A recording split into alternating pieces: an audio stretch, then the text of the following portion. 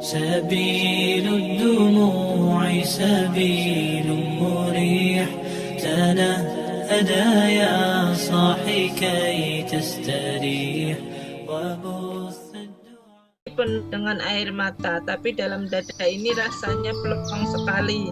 Kenapa bisa begitu ya Bunda? Apakah saya ini lebay atau bagaimana? Mohon pencerahannya dari Bunda sehingga saya bisa menjadi manusia yang lebih baik lagi. Akhir kata ini ya, akhir kata terima kasih atas pencerahannya. Saya izin untuk menjelaskan ya dari Bunda Sulaiha. Baik Bunda Sulaiha yang dirahmati Allah, mengapa kok saat sholat, kemudian saat berdoa itu kok kenapa kita bisa menangis gitu? Menangis dengan sendirinya sampai sesenggukan, yaitu tanda dari hatinya Bunda alhamdulillah sudah melembut gitu ya. Jadi kalau ciri-ciri tanda bahwa hati kita melembut itu adalah Halo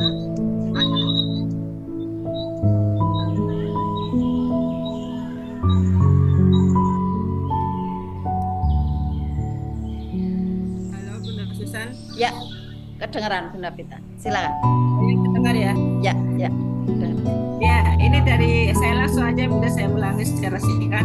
Boleh. Kenapa kalau setiap berdoa Bunda Siti Sulaiha itu kok selalu menangis? Ya. Itu seseorang. Nah, itu kalau kita berdoa kenapa rasanya menangis itu karena ada di sana kita menyadari ketidaktepatan diri kita ya. Berarti saat kita berdoa sambil menangis artinya ada perisai yang terbuka.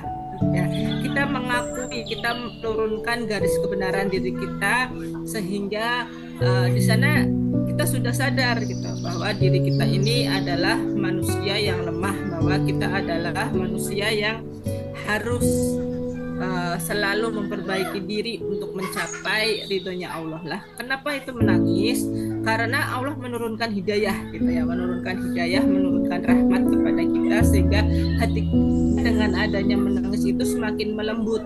Nah, ketika hidayah turun itu ada rasa nyaman, ada rasa plong karena cahaya masuk di situ, karena ada energi yang bagus masuk di situ gitu ya. Jadi manakala kita penuh dengan air mata saat berdoa nggak apa-apa, malah itu bagus sekali gitu. Artinya debu-debu dosa kita, debu-debu perisai kita ini sedang disucikan, dan air mata itu memang diturunkan oleh Allah untuk membersihkan jiwa kita gitu ya. Bukan hanya kita menangisi persoalan, seharusnya memang yang paling tepat itu adalah menangis di hadapannya Allah gitu ya. Bukan kalau ada masalah kita nangis, kalau ada dikecewain orang kita nangis, tapi nangisnya itu yang paling pas itu ya yang menimbulkan ketenangan jiwa itu ya memang di saat kita berhadapan dengan Allah ya. Jangan dibalik gitu, nangisin orang ketika putus atau nangisin kehilangan barang gitu ya, jangan seperti itu ya. Memang dengan adanya tangisan kita di hadapan Allah itu tanda rahmat, tanda perisai kita dibersihkan. Akhirnya nanti kita akan lebih mudah menerima serapan-serapan energi yang baru, serapan-serapan energi yang baru, sehingga keajaiban itu mudah timbul dari sana. Seperti itu Bunda Susan ya. Ya, Baik Bunda. ya. Ada tambahan lagi dari Bunda Susan. Ya, biasa ada tambahan ya. Nanti lebih lebih nyaman di perasaan Bunda siapa nih, Bunda Dewi ya. Nah, Bunda Dewi mohon izinnya dan Bunda Pita ya menambahkan, saya pun di posisi seperti itu dahulu Bunda Dewi. Bahkan berasanya itu setiap hari proses sampai 8 tahun ya, sampai 8 tahun. Karena apa? Ada keharuan yang luar biasa gitu ya. Haru yang luar biasa yang pada saat hari-hari yang belum ada ilmu itu, kalau ada apa-apa itu langsung tertrigger ya, langsung ada auranya merah gitu ya, langsung juga men. Tapi pada waktu sudah paham ilmunya bisa mengendalikan diri, bisa positif.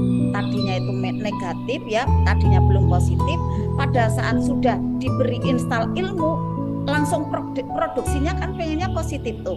Nah, di sana ada pertemuan antara men ya, ada energi men ketemu dengan energi plus min dan plus ketemu airnya gesek tuh, set gitu, akhirnya keluar cahaya. Nah keluar cahaya itulah yang pada saat ada tergetar di tubuh itu haru gitu, meleleh Bapak Ibu, meleleh haru gitu, akhirnya kayak keluar ini ya air mata gitu, karena ada gesekan di roh kita gitu, rasanya tuh kayak kok adem ya, tapi aku kemarin kok seperti itu, kayak aneh gitu ya, kayak aneh tapi kok nyaman kayak gitu kan. Nah ternyata di kedokteran itu juga disampaikan ya bahwa kalau kita sampai menangis ya, mengeluarkan air mata, itu akan membersihkan dari organ-organ gitu, organ-organ mata kita terutama ya. Kemudian ada di feeling ya, di perasaan itu juga makin nyaman. Nah di ilmunya Manet Rezeki ada yang namanya jurus jendela buram. Nah kenapa jadi buram? Karena banyak debu-debu emosi kita, debu-debu kepahitan kita gitu kan. Nah untuk bisa bersih bagaimana caranya? Bagaimana? Adalah caranya dengan kita mendekat kepada Allah, kemudian kita seperti berkomunikasi dengan Allah dan kita haru sampai ada menetes air mata, di sanalah ada terjadi seperti wiper gini kan, seperti jendela mobil kita kan diberi air gitu kan, terus dibersihkan seperti ini.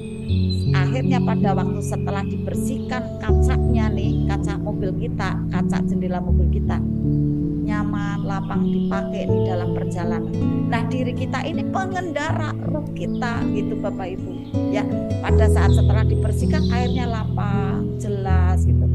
Disinilah Bapak Ibu pentingnya Bapak Ibu belajar Manet Rezeki, ada mentor Bapak Ibu. Coba bayangkan kalau Bapak Ibu pakainya itu YouTube, pakainya itu Telegram saja, Bapak Ibu nangis mau tanya sama siapa, tidak ada yang jawab gitu kan. Akhirnya malah selesai, lu kok saya aneh sih malah nangis gitu kan.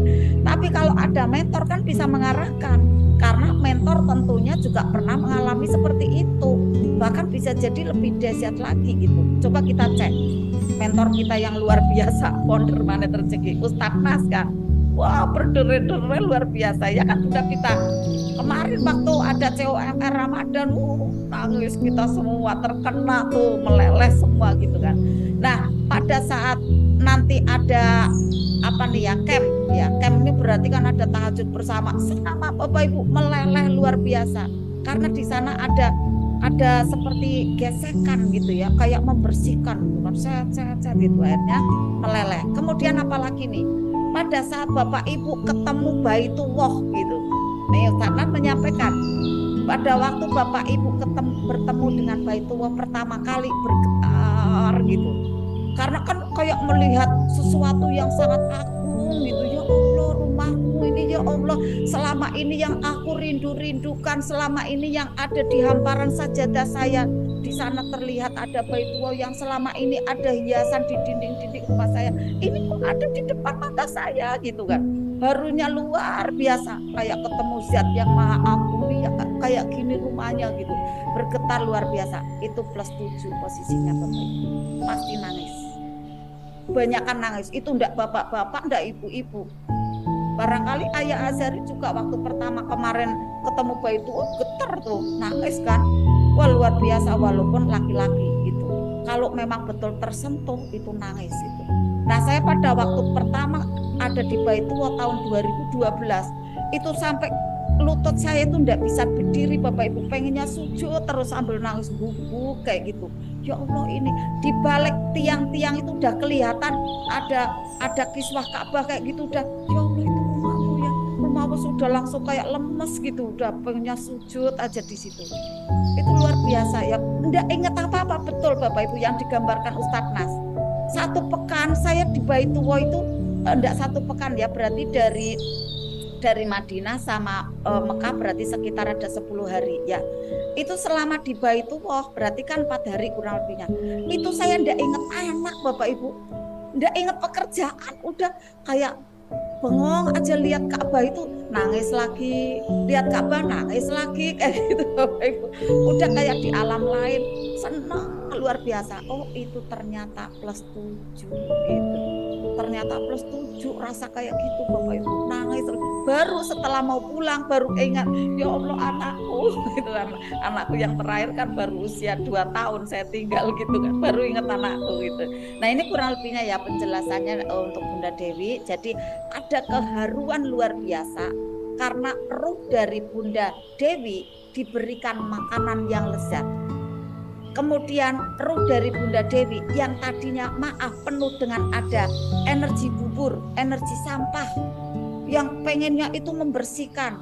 Nah belum ketemu caranya kemarin, sekarang ini kok ketemu gitu, dengan pakaian yang indah wangi gitu kan.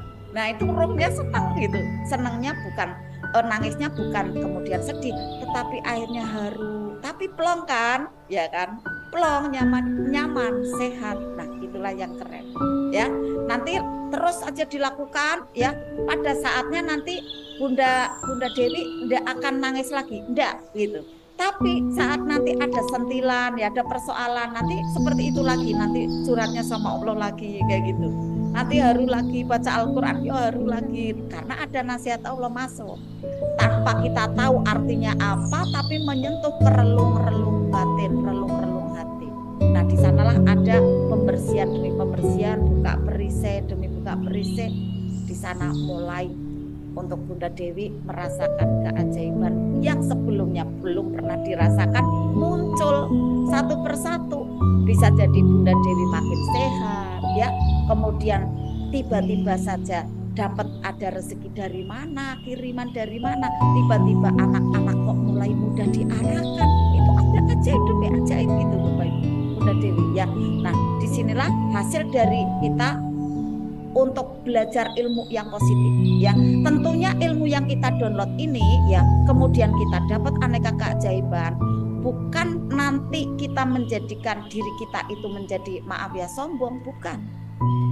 Saat kita dapat keajaiban gitu ya, berasanya kok ada nasihat Allah terus gitu kan, bukan kemudian kita menjadikan lalai dan jauh dari Allah, tapi justru malah ingin lagi gitu. Ingin lagi apa? Ingin lagi lebih dekat, ingin lagi dapat ajaib lagi, ingin lagi nambah lagi, ingin lagi nambah amalan, nambah ilmu lagi, seperti itu Bunda Dewi ya. Insya Allah semoga mencerahkan ya. Tambahan dari saya demikian Bunda Vita. Ada keharuan luar biasa ya, silakan dilanjutkan.